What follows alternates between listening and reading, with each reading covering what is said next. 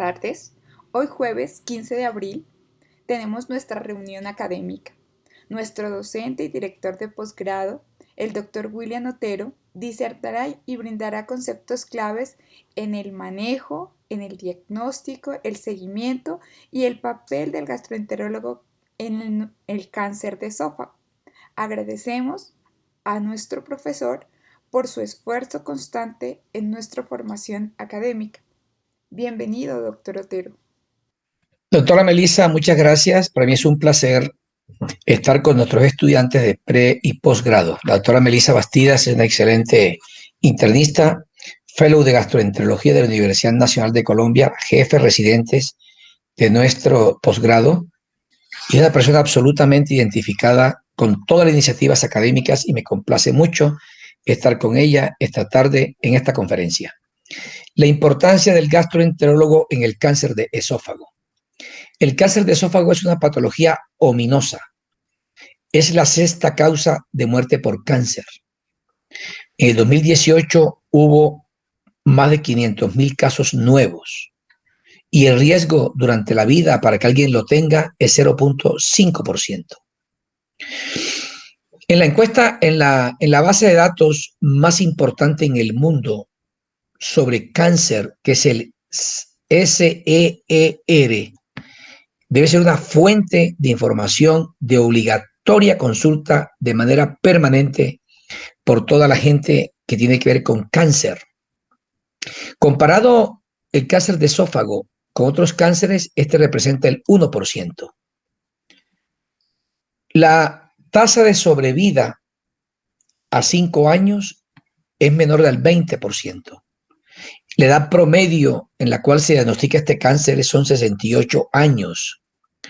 Y se ha encontrado a nivel mundial que en muchos sitios este cáncer está aumentando y en otros está estable. Este cáncer incluye el cáncer escamocelular, que es el más frecuente a nivel mundial, el más frecuente en Asia, y el adenocarcinoma. El adenocarcinoma, por el contrario, es el más frecuente en Europa, el más frecuente en Estados Unidos, y en Estados Unidos 64% de todos los cánceres de esófagos es adenocarcinoma, 32% es escamocelular y otros es el 5%. Sin embargo, a nivel mundial, globalmente, el escamocelular es el más frecuente.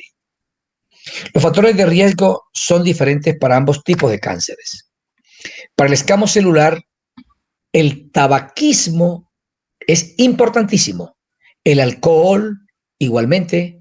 Hay discusión de si un grupo pequeño de cáncer del esófago tiene que ver con el papiloma humano virus, quemaduras por cáusticos, la quemadura del esófago, muy frecuente en nuestro medio, con fines suicidas, predispone hacia el futuro a cáncer gástrico, a cáncer de esófago, perdón. Consumir alimentos calientes con 60 a 64 grados centígrados aumenta el riesgo de cáncer de esófago. En el altiplano cundiboyacense y en muchas regiones andinas de gran altitud, la gente frecuentemente consume alimentos calientes. Esto predispone al cáncer de esófago. Asimismo, predispone al cáncer de esófago la acalasia. Los pacientes con acalasia deben ser seguidos hacia el futuro con endoscopias para identificar la presencia del cáncer escamocelular. Y esta patología autosómica dominante, que es la queratodermia plantar o tilosis, también se asocia a cáncer escamocelular. El adenocarcinoma, por el contrario, es otra cosa. El factor de riesgo más importante hoy día son la obesidad y el reflujo gastroesofágico, y asimismo una consecuencia del reflujo gastroesofágico que es el esófago de Barrett. Hay unos pacientes con una patología también genética, que es el síndrome de Peutz-Jeghers, que es una patología autosómica dominante, que se caracteriza porque hay unas manchas en los labios, en las manos, y múltiples pólipos en todo el tracto gastrointestinal, que son pólipos amartomatosos, pero que pueden predisponer a adenocarcinoma en el esófago. A nivel mundial se ha encontrado que el índice de masa corporal se asocia fuertemente y de manera lineal con el riesgo de enfermedad por reflujo gastroesofágico. En la abscisa se ve que a mayor índice de masa corporal, en la vertical hay mayor riesgo de reflujo gastroesofágico. Un IMC de 35 o más tiene casi 3 veces de enfermedad por reflujo gastroesofágico. Esto es absolutamente clave e importante.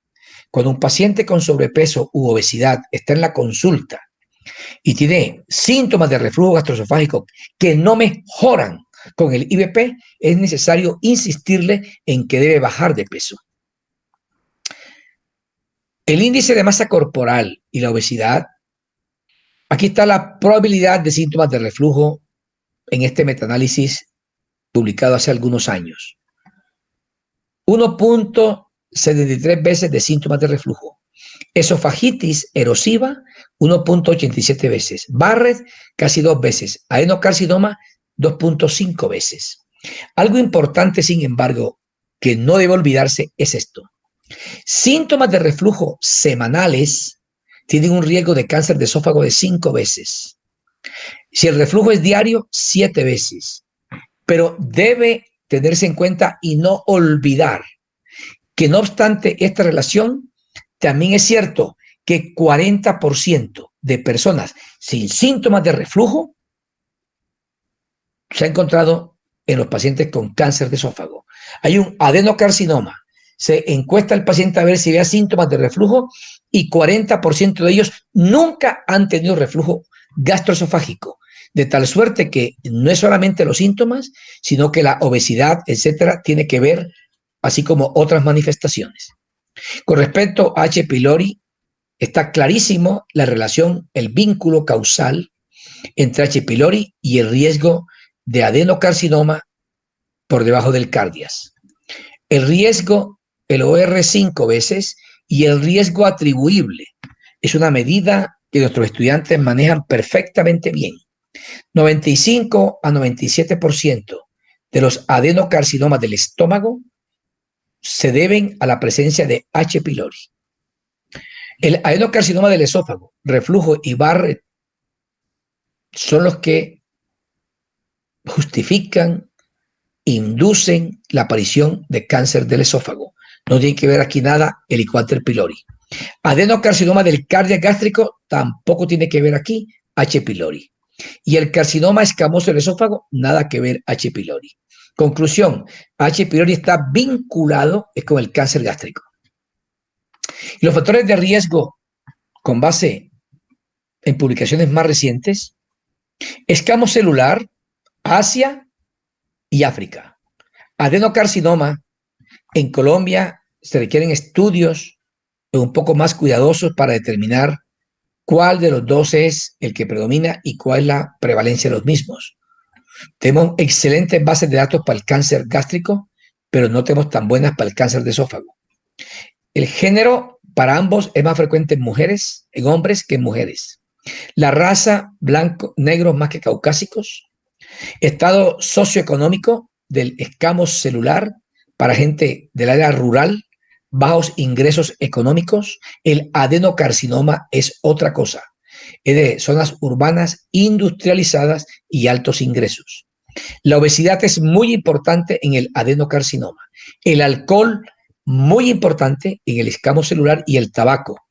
En nuestros países, la costumbre de tomar licor y fumar, o consumir bebidas calientes y fumar, es como tener 3 factores de riesgo simultáneos para el escamo celular.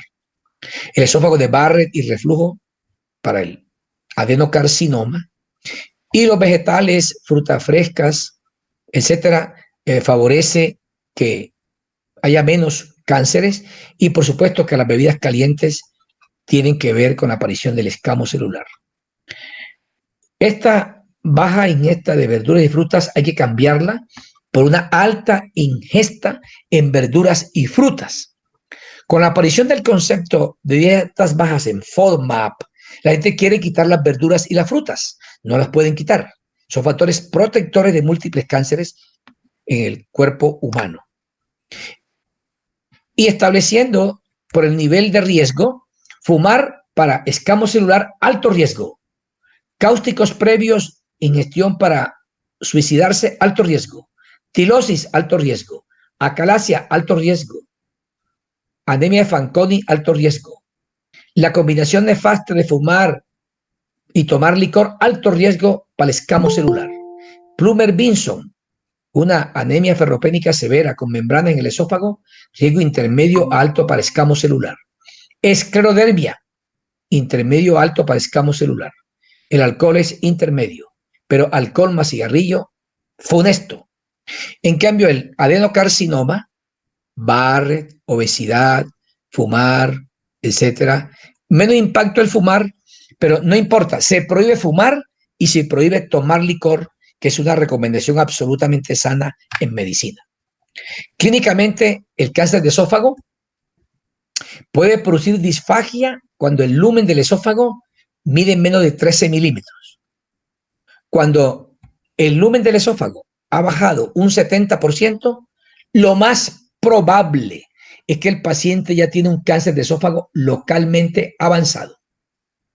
Pérdida de peso en el paciente con cáncer de esófago es secundario a la anorexia, a la disfagia, la cual obliga al paciente a ir seleccionando la comida, al tumor mismo que con su crecimiento consume todo el alimento que consume el paciente, porque el cáncer necesita replicarse, y la anemia es otra manifestación de los cánceres avanzados. Asimismo, muchos pacientes se quejan de un malestar leve, inofensivo, entre comillas, retroesternal. Incluso no es una pirosis franca, es algo más leve todavía. Por eso, un mensaje en nuestro servicio de gastroenterología para todos los estudiantes y colegas mayores es que todo paciente que tenga molestias retroesternales, inmediatamente endoscopia digestiva alta. Sin embargo, 6 a 10% de los pacientes no tienen síntomas y se encuentra de manera incidental durante una endoscopia con otros propósitos. En el cáncer de esófago, el gastroenterólogo juega muchos papeles.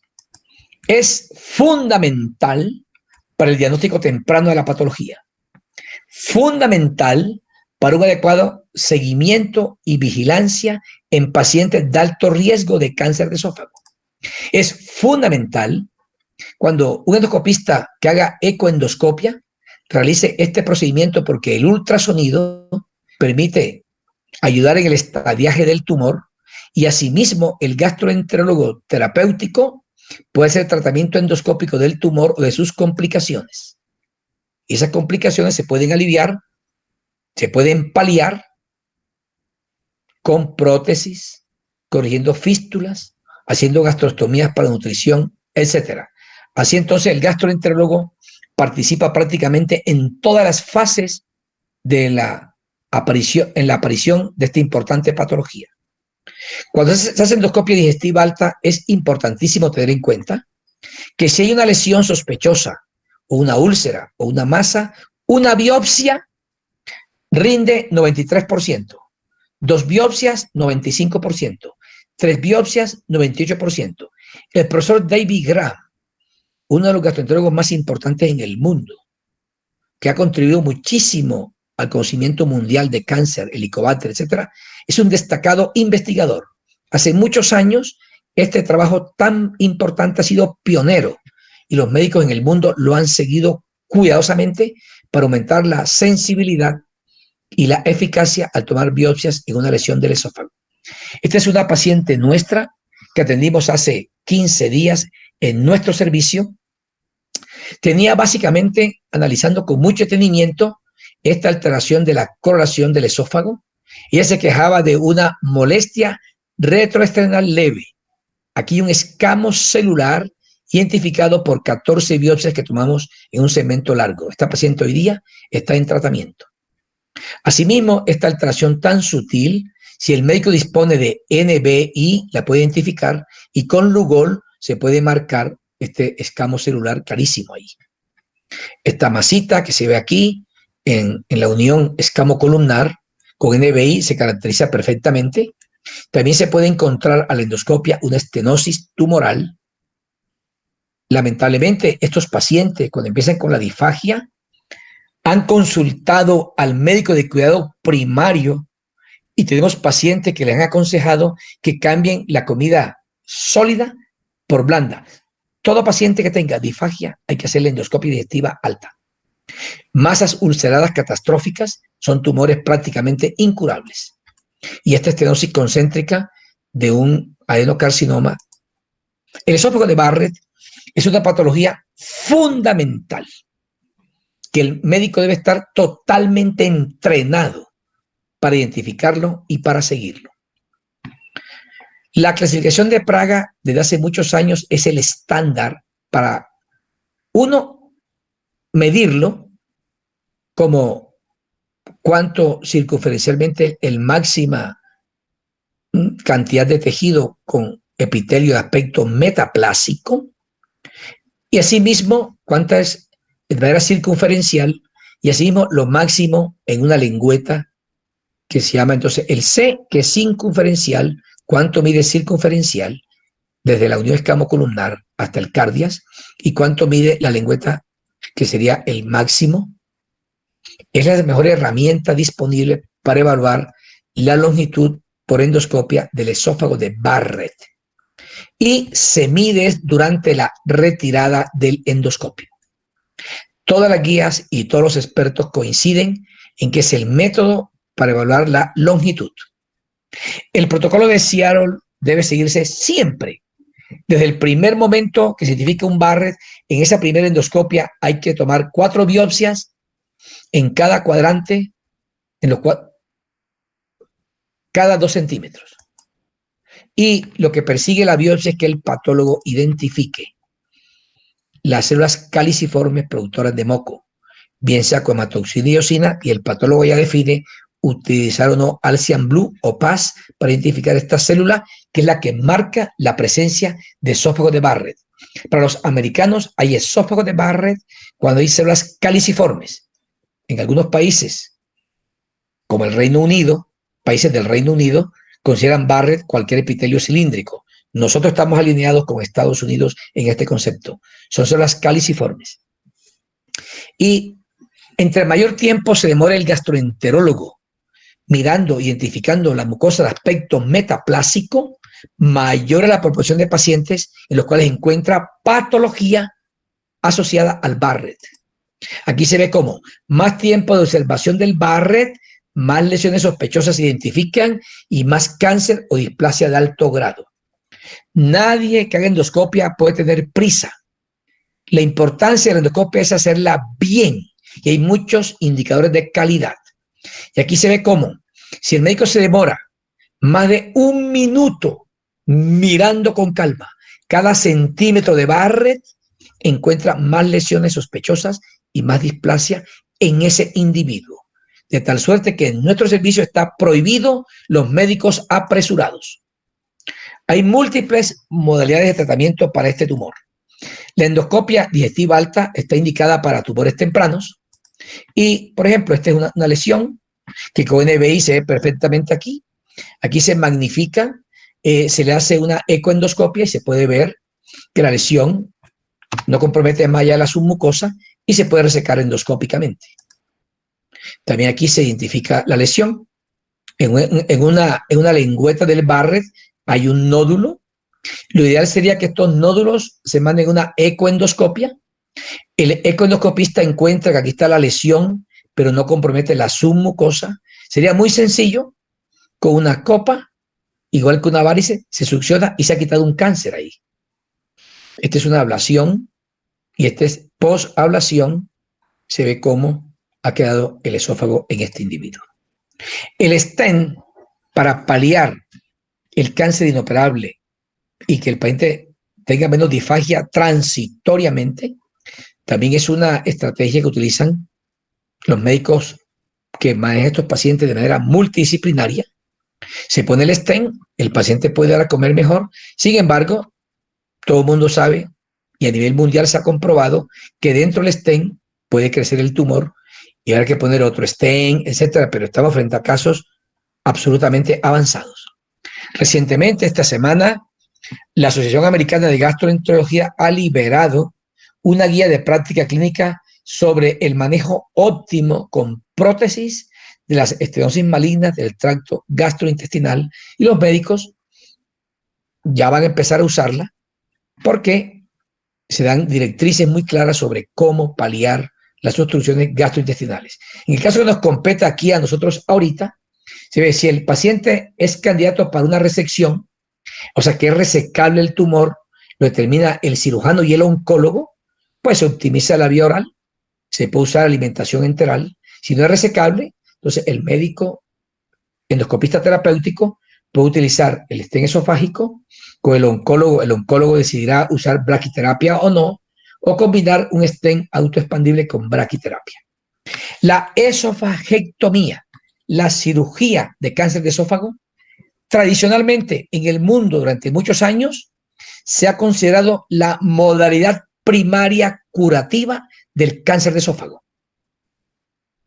También se utiliza la quimioterapia, la radioterapia, y traigo hoy en esta presentación un concepto novedoso de la última década. Y es que lo que se debe utilizar no es solamente esofagectomía, sino quimio y radioterapia neoadyuvante. Y se ha encontrado que la quimio-radioterapia antes de la cirugía es superior a cualquier otra modalidad.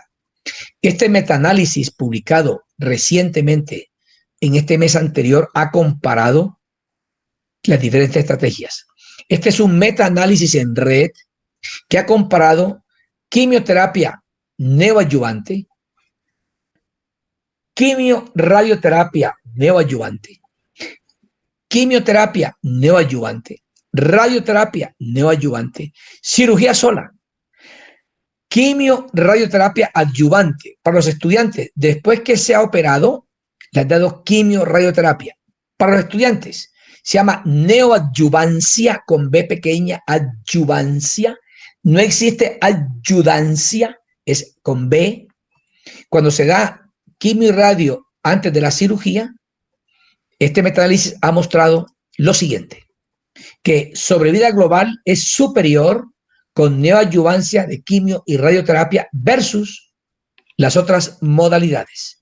Esta es la forma en que un metaanálisis en red, al hacer las comparaciones indirectas de estudios que no comparaban los desenlaces, se ve como la superior, cuando se compara con esta, qué tan superior es. La recurrencia local o regional es menor en pacientes con neoadyuvancia, quimio y radioterapia. Hoy día, además de lo anterior, han surgido nuevos hallazgos y nueva información.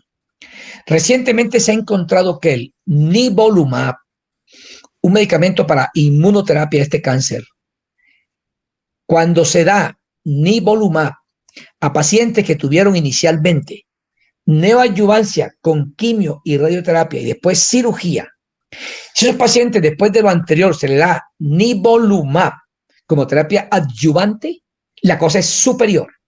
Quiero decir entonces que probablemente el nuevo estándar de cuidado que van a asumir los oncólogos a nivel mundial es este: quimio, radio, neoadyuvancia, cirugía y nivolumab. Quiero que no lo olviden, este es un nuevo estándar. Queridos estudiantes, muchas gracias, muy amables por su atención.